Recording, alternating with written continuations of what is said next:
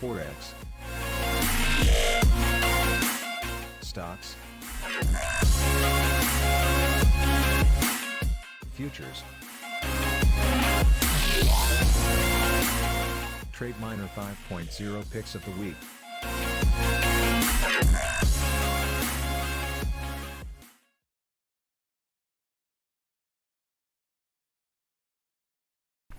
Hey ForexMilitia, Parsifal here, and we are doing the Trademiner picks 5.0 picks of the week. And with this week, we have a pretty thin pick, pretty thin on the picks because there is no Forex and there is no futures, but there is a stocks. And we have a bullish McDonald's Corp, 7 years, with a high probability with an 85.7% win rate. Average profit is 2.92. Okay, and like I said, in 7 years, only one down. Okay, so without any dilly-dallying, let's get over to the charts and see what that looked like. Let's see what it looks like, and what we have here is it's bullish. It's already bullish, right? We've got this bounce, and that doesn't happen until over here. Now, the last time we traded McDonald's, it did not go so well. I mean, right before, as you can see, there was some bullish, so I could have taken this trade here, but what I did was, after the zone, I took the trade right here, and that came out nice and profitable. That was a profitable trade. Okay, so what I might do is I might look for it to pull back, and right before I take it in, and then see what happens, and then take it again right after this. But I don't want to trade into earnings. Earnings would be very bad. I don't know what it's going to do. Very unpredictable, so I stay out of that. All right.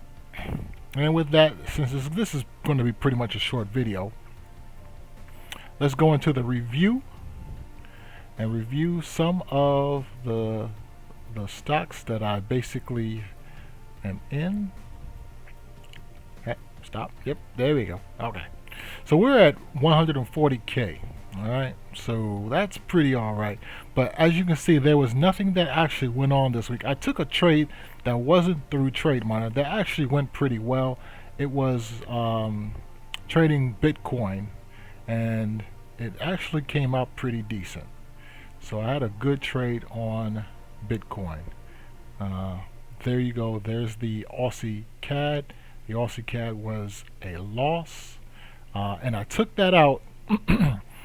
Now here's what I did wrong. Right? It was a good trade, right? Because as you can see, it pulled back and it fell, and then it pulled back a little bit more and it fell. This was a good trade if I would have traded it properly. Okay, so I did not trade it right. Actually, as you can see, I got some buys over here, and right. Okay, so I basically traded this incorrectly, and traded properly, I would have taken this trade, and I would have came out over here with a small gain, right? But most likely, I would have held it, and I would have tried to hold it until it got to right here, which is the old, which is actually the second pivot low, okay, from this trade, because this would be the first, which was that would be probably a TP1, and then this would be a TP2.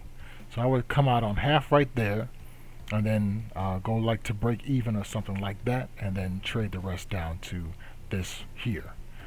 Alright, so let's just take a quick look at some of the trades that basically are supposed to be on, right? Okay, we are supposed to be in this trade here on the Swissy, right? Futures, and this is going higher. So what I would most likely look to do is wait for this to do whatever it's going to do and look for a down trading signal on the euro. It hasn't reached that as of yet. It's going higher.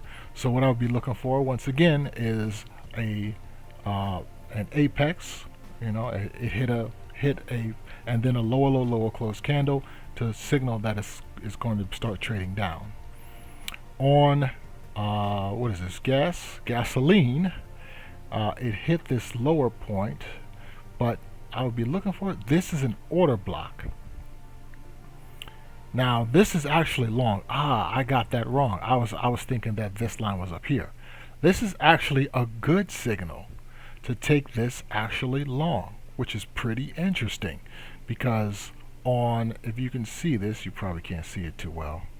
Okay, you can see that the QQE is in the oversold area, right? Now that could diverge lower, but right now we have a signal it's a high close candle, and I would be looking to take that back up into here, this prior pivot high. Okay, and it's right in this zone, this area where there is a bullish market cycle. So that's a nice setup right there. Going back, Nike. All right, Nike just went into, very nice, just went into a bullish market cycle, and it's taken off. You got this higher close candle. I did not take this trade. I could definitely look to take it next week. Well, this week. So let's go ahead and take that, and then make sure we get out before the earnings. The earnings is coming up on September 30th.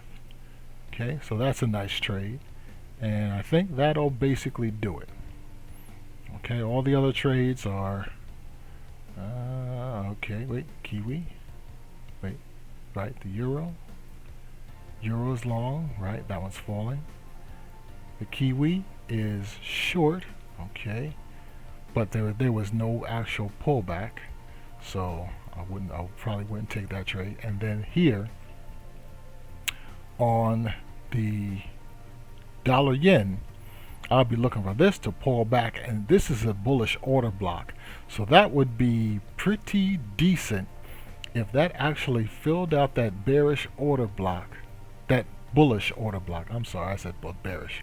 That bullish order block, and then right here there is what you would call an imbalance. So that's a bit of what Met Kaplan calls dragon fruit. I call it dragon fruit now, and from here on out, that is dragon fruit. So if it hits this area here, we can just put our stop down here, and hopefully it's the Forex is with us. All right, and so with that, knowledge is power. Be power hungry, and power to the people. And please like, comment, and subscribe. And this is Parsible signing